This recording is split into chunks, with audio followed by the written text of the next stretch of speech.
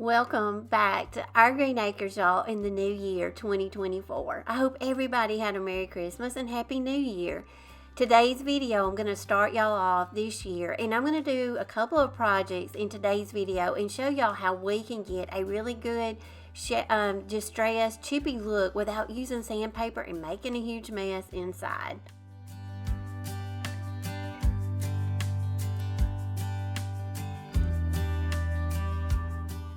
My inspiration for today's DIY projects are these really distressed chippy horses. I see these a lot of times. I absolutely love them, and I price them out on different websites, and they can really run up into the money. I'm sure they're worth it, but I'm going to try to do something similar and show you how we can take an item that we got at the thrift store that's going to be very similar and how we can distress it and not use any sandpaper to get that chippy distressed look. I paid $4.99 for this little wooden carousel horse. As you can see, my horse is a little bit different because it's more of a carousel type. It's got the pole and a knob at the top, but we're going to make it work and look very similar. We're also going to need a lamp because we are going to deconstruct it and make a base for our horse. The first thing I want to do is I want to prepare my horse to get it ready to paint it. A lot of times, if you will go over your base of your project with candle wax, lather it down really good, especially around the edges and wherever you want some good chippy distressing, go over it really well using a candle. This is just a very inexpensive candle that I got at Dollar Tree. As you can see, all the areas that I went over, and I really gave it a good coat of that candle wax. Now I'm going to apply a couple of layers of white linen chalk paint, and once it dried, I brought it inside, and now with a plastic little pampered shelf spatula, and I love these things. I actually use these in my kitchen on my pots and pans, but these right here are great for your DIY projects also. I'm just going to take it, and as you can see, once your paint has dried, you just lightly go over and scrape with a little pampered shelf, a little rubber spatula. Just go over it in areas where you want some good chippiness and where that candle wax was, and your paint will flake back off. Now, if you don't have a pampered shelf little tool, I'm going to show you in just a minute another little tool that a lot of us will have, and you can also use it. Now, this next step right here to me is crucial for any kind of distressing or chippy look you're trying to achieve, and that is getting a damp cloth or a baby wipe.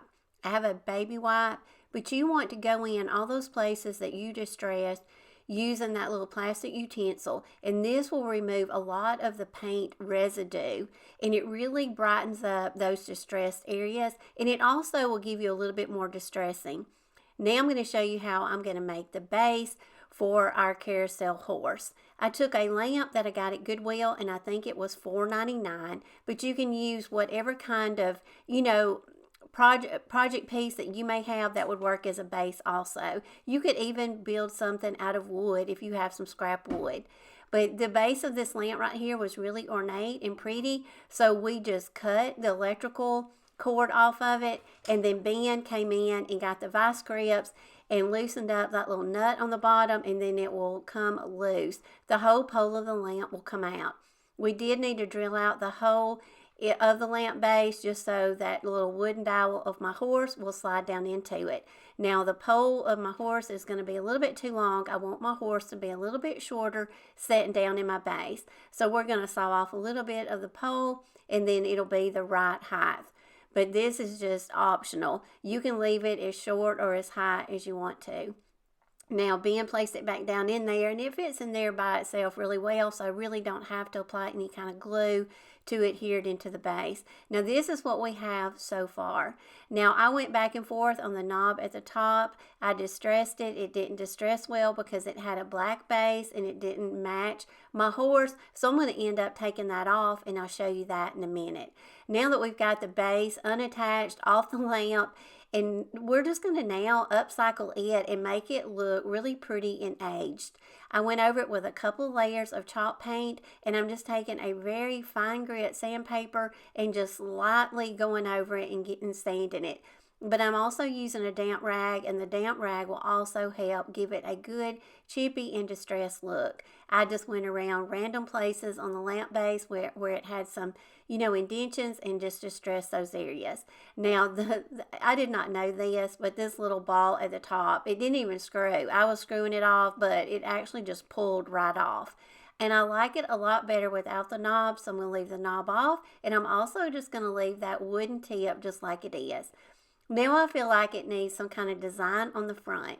Now you can add a stencil here. You could also add a clay mold on the front just to give it a little bit more, texture and design. But I'm just going through some leftover transfers that I have, and I'm just going through and seeing which one would fit and look the best. I'm going to choose this one. It's got some French writing and some really pretty design on it. I'm going to apply it, and then the only sanding that I'm going to do on this horse is going to be, I'm going to go over the transfer very lightly with a sanding block. That is the only way I could figure out to kind of make this transfer look a little bit more worn into the wood.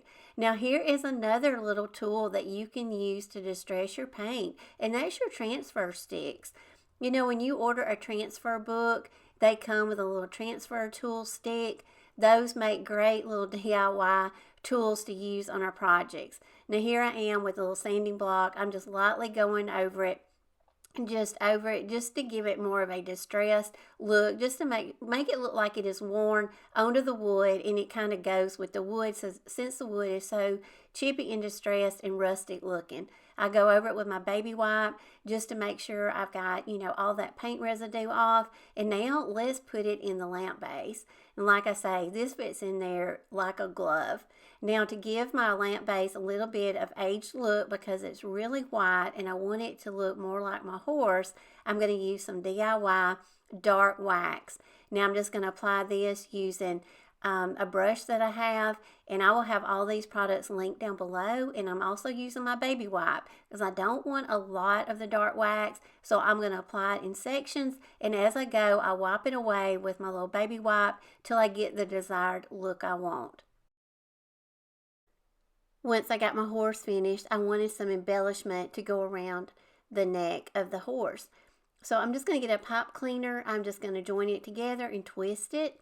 And I'm just going to take some random pieces of lace and some ribbon that I have. I have boxes of this. Anytime I have scraps left over, I just throw them in boxes, so I always have extra ribbon and lace. And this is a good way to use it up. So this makes a very beautiful embellishment for your projects, but it's also very inexpensive, and it helps you use up some things that you already have. I'm taking some lace. I cut some of it in half if it was too wide, and then I'm going to take some tulle. Tulle is one of my favorite fabrics or ribbons to use because it has such great texture. It has a lot of little poof and fullness to whatever you're making. I'm just going to add lace, and I'm just going to go around halfway around the pipe cleaner until I get the desired look I want. And I'm just adding, like I say, different kinds of ribbons. I have some that are a little gauzy, and some of them are shorter, some of them are longer. I did take a piece of wired ribbon, and I put that around throughout my little pieces of ribbon, because wired ribbon, it also gives it another dimension of texture and also adds some fullness to it. Now when I got to the end and I was halfway around, and that is all I'm going to do, because I'm going to end up putting this around the horse's neck, so you're never going to see the back of it. And I think it will actually lay better if we don't have any ribbon and lace around the other half. So once I get it finished up, then you'll just want to go through, and I'm just going to trim around the bottom just to make sure I don't have any pieces that are, too long, but you don't want them all the same length. You want short ones and long ones, and that way it just gives it its fullness.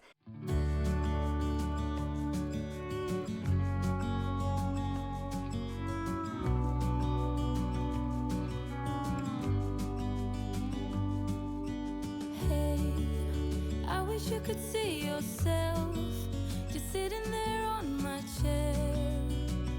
I'm staring at you, you don't even notice. Should've told you straight away, you don't have to be afraid anymore. I know you haven't noticed